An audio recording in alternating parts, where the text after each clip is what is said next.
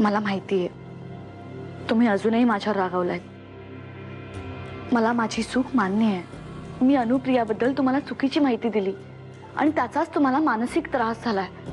ताईच्या समोर मला तोंड घशी पाडलं असतंस हे मी विसरू? मी ह्यात काहीही बोलू शकत नाही. अहो असं कसं म्हणताय रेणू आत्या? अहो तुम्ही बरंच काही करू शकता. मला मान्य आहे हे लग्न घाई गडबडीत होतंय, पण हे लग्न व्यवस्थित होतंय की नाही याकडेही आपण लक्ष दिलं पाहिजे ना.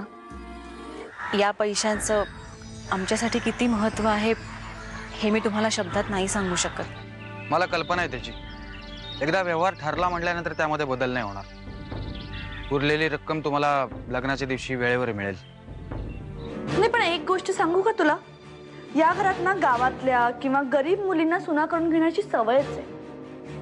आता बघ ना, परशु भाऊजींनी 2 लग्न केली आणि नरसिंह भाऊजी तर अहिल्याताई, मी एवढ्या का बोलताय हे मला चांगलं माहितीये. माझ्याचमुळे मी या सगळ्या गोष्टी ह्यांच्या कानावर घालत नाही ना, म्हणून तुमचं फावलंय.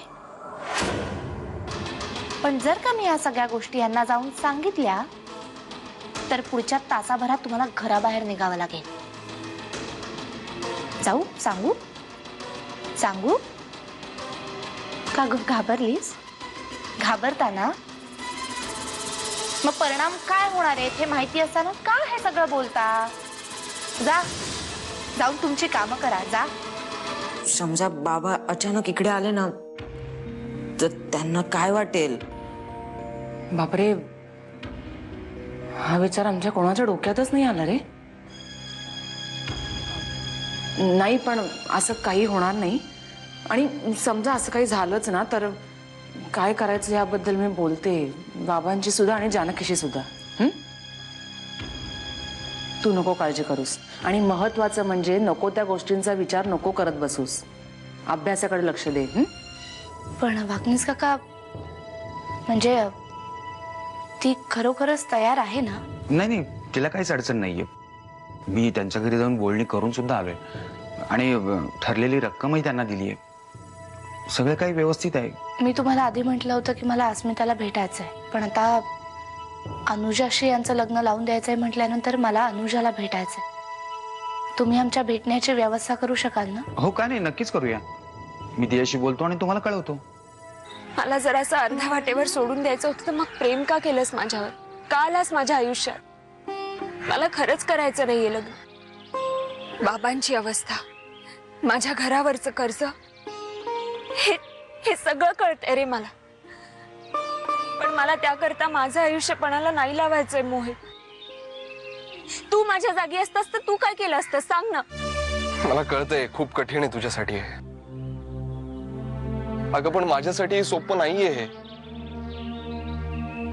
तू लग्नाचं नाटक करून जरी त्या घरी जाणार असलीस तरी तू मला सोडून दुसऱ्या कोणाच्या तरी घरी राहावंस हे नाही सहन करू शकत मी.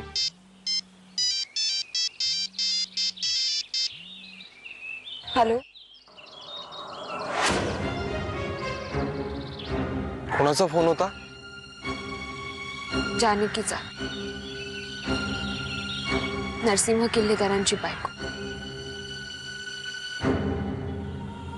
मला भेटायला बोलवलं. अनुजा, या सगळ्या गोष्टींसाठी तू स्वतःहून तयार झालीस. तुला सगळ्याच गोष्टींची पूर्वकल्पना असेल. हे सगळं आम्ही आमच्या आत्याबाईंसाठी करतोय. पण हे सगळं नाटक चालू असताना माझा त्याच्यामध्ये पूर्ण सहभाग असणार आहे. खोटं खोटं का होईना पण माझ्या नवऱ्याचं लग्न तुझ्याशी करून द्यावं लागतं आणि याची सगळी तयारी मला करावी लागते. बायको म्हणून माझ्यासाठी हे किती, मला हे सगळं किती अवघड जातंय मी तुला शब्दात नाही सांगू शकत आहे.